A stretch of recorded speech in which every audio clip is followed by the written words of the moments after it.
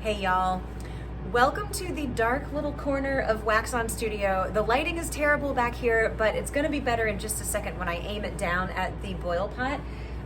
What we're doing today is boiling out a piece in a way that I rarely demonstrate, right? So normally what I do is I put a batik in here, we stir it and poke it and prod it until all the wax comes up to the top of the surface of the pot, and then we turn the pot off and we let it cool. And what we do is we pop off like the cold wax from the top of the pot, take out the cold item, give it a little rinse. That's the method that I use normally. Sometimes though, you don't have time to let the entire boil pot cool. And what you need to do is the scoop method, and that's what I'm gonna demonstrate today. So the thing that we are going to be boiling out today is this whale and dolphin design that I'm doing as part of a candle label collaboration between myself and WAXON Creations here in Asheville.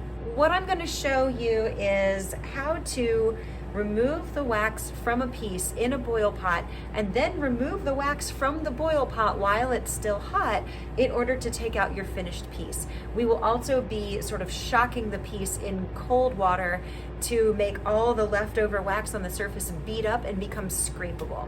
So now I'm going to show you the overhead view of how this process works. Okay, see, isn't this lighting a little bit better? Let's hope so.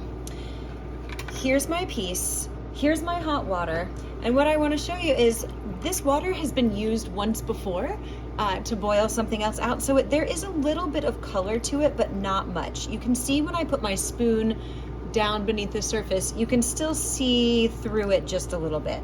This is clean enough water for what we're doing. Here goes my piece, right? And I think this is the really fun part. So let me open it up. I gave this piece a rinse, and so I know that there's still a little bit of dry dye in there. But what I'm going for here is the reveal.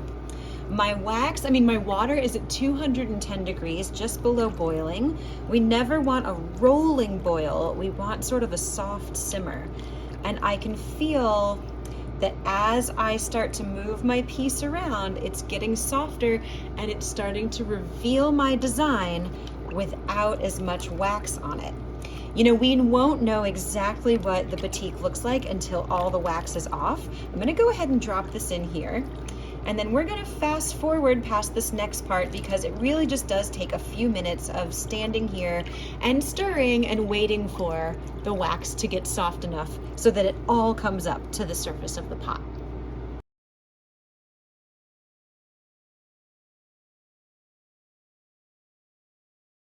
You see all the dye, or all the wax, that's sort of come to the surface of the pot here.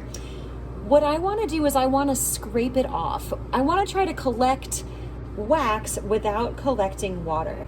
So I'm going to use this tool that I found at the Indian grocery store.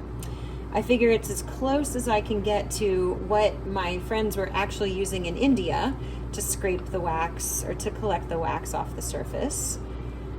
So I'm just going to do this for a minute.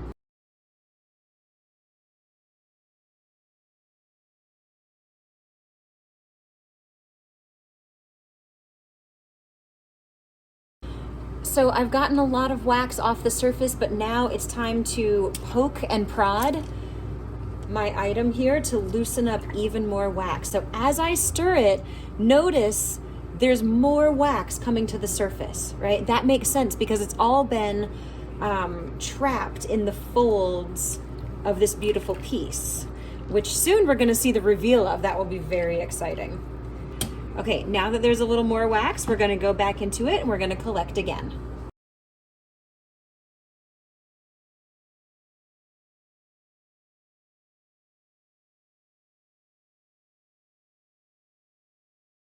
So how can you tell when all of the wax is finally off of your project and it's ready to stop being boiled? Let's see if I can find a line here that's indicative of that readiness. Okay, so see this turquoise circle here? What I'm looking for is total clarity, no wax left inside the circle. Here I can see that there is still wax in the design, which is different than clinging to the sides of the piece from, being dragged up and down through the water. I'm actually looking at the lines of my design. I can see that there's still wax exactly where I put it in the design, and it's not quite done yet. Now compare that with these areas here. I see that there is no wax. There's no yellow, there's no texture, nothing looks like there's wax at all on that little fin. However, in my blue line here, I can see that there's still wax clinging to the design. Yep, everywhere where there's blue dye still has some wax in it, and so it's gonna go back in the pot and is gonna get wiggled around for a few more minutes. And we'll keep checking all those lines just to see how we're progressing. Here's a really obvious place.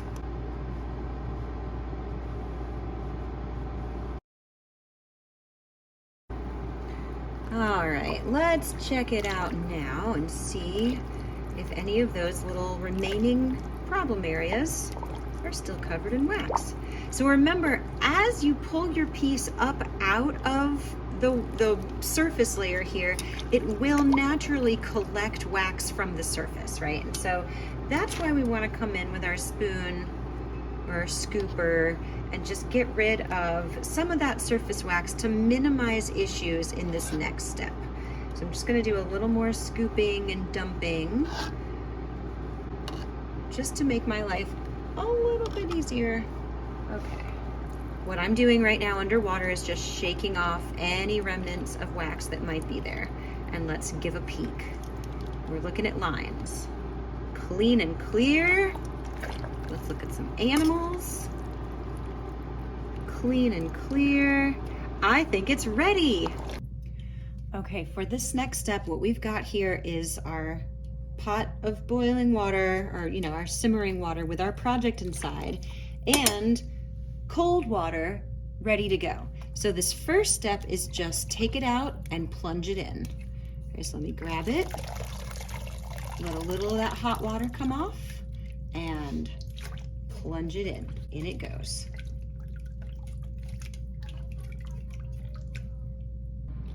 So now that it's in the cold water, you can see that there's just little bits of wax that have sort of flaked off and come to the surface. We're gonna check the batik itself to make sure that there isn't any wax still in the fabric.